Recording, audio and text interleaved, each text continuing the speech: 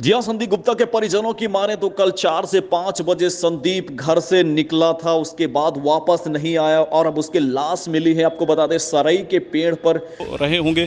फिलहाल जिस तरीके से प्रकरण दर्ज है और आइए हालांकि आज एसपी ने इनको आश्वासन भी दिया है, जितने लोगों ने ज्ञापन दिया है कि कड़ी कार्रवाई होगी।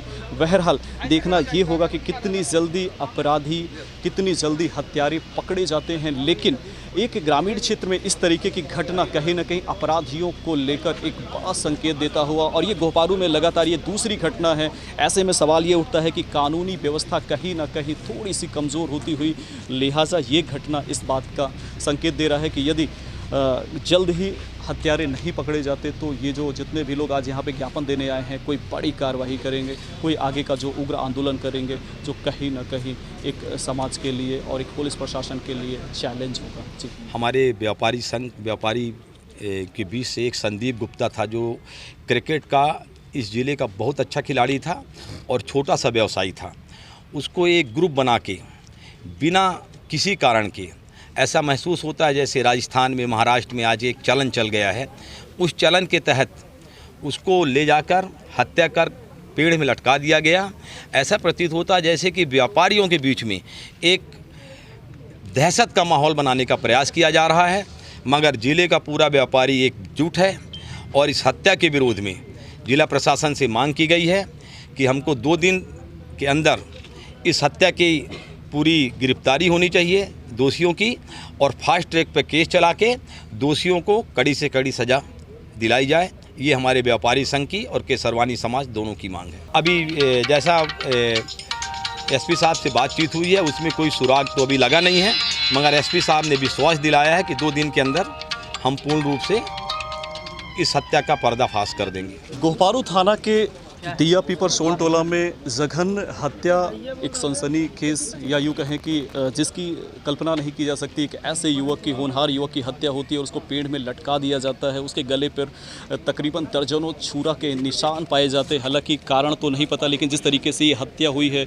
वो निश्चित रूप से भारी, या यूँ कहें कि कुछ बड़ा संकेत देता हुआ। हमारे साथ कुछ और युवा साथी, आज एसपी साहब से सब लोगों ने मुलाकात की है, ज्ञापन भी दिया है, एसपी ने कार्रवाई के आश्वासन भी दिए हैं। हालांकि इनका कहना यह है कि तकरीबन 2 दिन का अल्टीमेटम दिया गया है कि अगर 2 दिन के बाद कार्रवाई नहीं होती है तो एक बड़ा धरना प्रदर्शन या कोई आंदोलन के ऊपर जाएंगे। फिलहाल हमारे साथ कुछ युवा साथी मौजूद हैं, व्यापारी।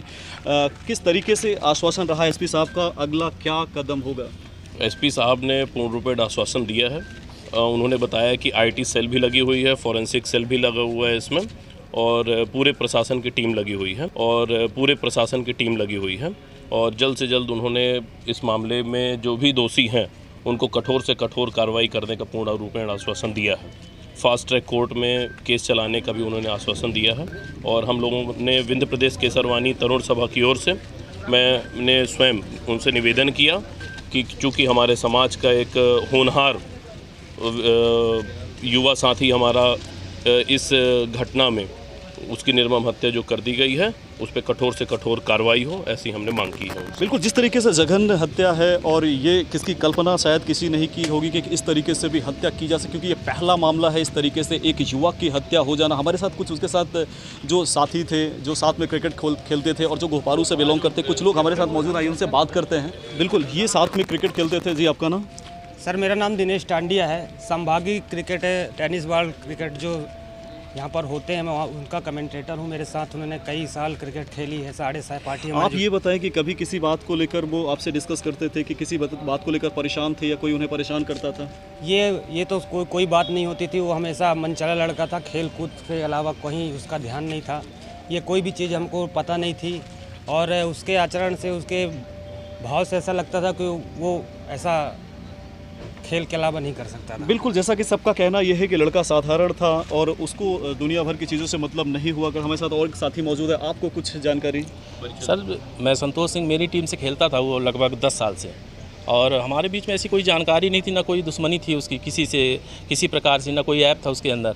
लेकिन ऐसा हुआ, कल हम लोग खुद देखें उसके लिए, लेकिन दिल बहुत ही दुखी है। हम तो यही चाहते हैं कि कठोर से कठोर सज़ा मिले जो भी किया हुआ है ऐसा। बिल्कुल, अपराधियों को, या इसमें अपराधी तो नहीं कहेंगे क्योंकि हो सकता है इसमें एक से कहीं ज़्यादा लोग हों, क्योंकि एक व्यक्ति की अगर उसकी बात करें, खासतौर से उस लड़के की बात करें, तो अपने आप में वो लड़का काफ़ी मजबूत था।